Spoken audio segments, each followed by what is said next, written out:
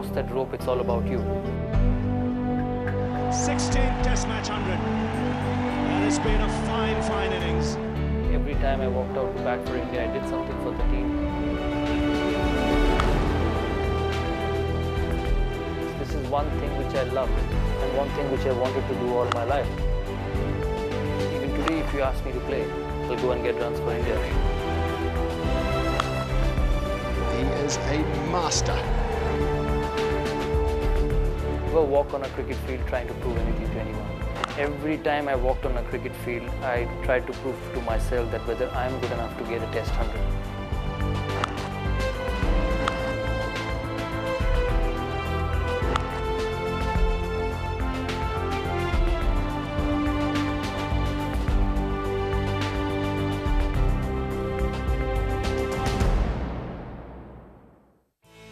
Ability is what takes you to the top, but it's character that keeps you at the top. And this phrase fits apt for a particular gentleman who's always seen opportunity in calamity and adversity. At the age of 20, he was dropped from the Indian side only to make a comeback after 4 years with a promise to reinstill, revive and rekindle that much-needed self-belief and faith into Indian cricket, which actually revolutionized the sport in the country. At 20, he was known as the young Shoaib Ganguly, and by the time he retired, he finished off as the Maharaj of Indian cricket, and for many, as an adorable Dada to his millions of fans. Just the right time to introduce and welcome Sourav Chandidas Ganguly on the show. Sourav, thank you so much for talking to me. No, it's my pleasure. Firstly, I would like to tell our viewers as well that I'm right now sitting in Saurav's The Food Pavilion, that's his restaurant. But something that intrigues me about this particular place is the name Pavilion, because I know for one thing, for sure, Sourav, Pavilion is not the place you like to be spending most of your time. You always like to be in the center out there. In the ground. How did the name Pavilion come? Did you think of Dada's hunting ground or Dada's probably home runs or something like that?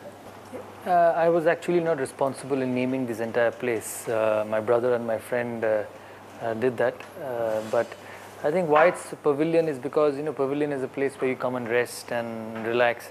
So probably to get that atmosphere in here. Right, Sourav, let's jog your memory a little bit. Let's go down memory lane. You're talking about being in the pavilion resting. In 1992, very early in your career, at the age of 19 or 20, you spent a lot of time in the pavilion. You just got one opportunity. You scored 3 of 13 against West Indies. Not the best of starts for you. Where were you heading that time? Well, I was a young boy then. I think I was 19-year-old when I was in the team. It was a tough tour of Australia. You know, I was with the team for nearly 3-4 months. I did play well in the practice matches, in the side game, but I didn't get any opportunity in the test and one day still that were game against the West Indies. Obviously, it was the first game for a young boy who hasn't had much hit in the middle in Australia, but no excuses, you know. I didn't start my career well in Australia. But in hindsight, Sourav, are you glad that your first brush with international cricket, you tasted failure early on? A good way to start, because then probably you value success even more, and you know the break that you had probably would have motivated you a lot more then. I wouldn't say failure, you know, because you know just one game, you cannot judge a player on the basis of one game, nor a failure, nor a success. If somebody gets 100 in one game, you know, that doesn't make him somebody who's going to stay for a long time. So I wouldn't call it a failure in the West Indies, but yes, I did learn a lot in that 4-month tour in Australia. It was a tough place to play cricket. The wickets were quick. They were much quicker than what they are in Australia now. Quick, they were a good team, and Indians were not the best travellers during that period. We were not the best. Some say even now they aren't. They're still better. Okay. They're still better. You know, they were not the best travelling team then, and it was a huge learning experience sharing the dressing room with the greats, Kapil Dev, you know, Vengsaka. Sachin was a young boy who was trying to find his feet, but he was already a name by then. Sanjay Manjrekar, young Srinath. So there were quite a few of them who I shared the dressing room and learned a lot what it takes to play international cricket, what it takes to play fast bowling. So it was a huge learning experience. So when I went out of the team for the next 3 years, and when I came back, I knew what to expect. And I must say that, you know, those 4 months made me a much better cricketer mentally and physically. And what happened in 1996 in Lords? You came at number 3, Yeah. and you went on to hammer your century on debut.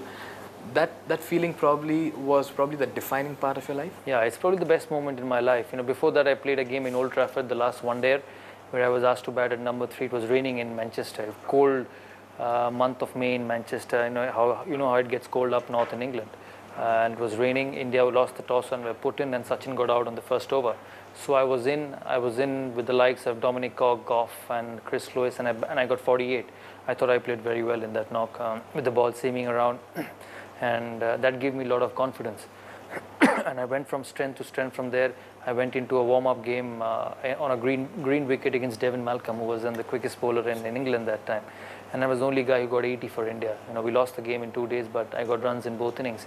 So that also gave me a lot of confidence. And then I went on to the second test match. First test match I missed out, and then I went on to the second test match and got an opportunity. And obviously, things fell in place.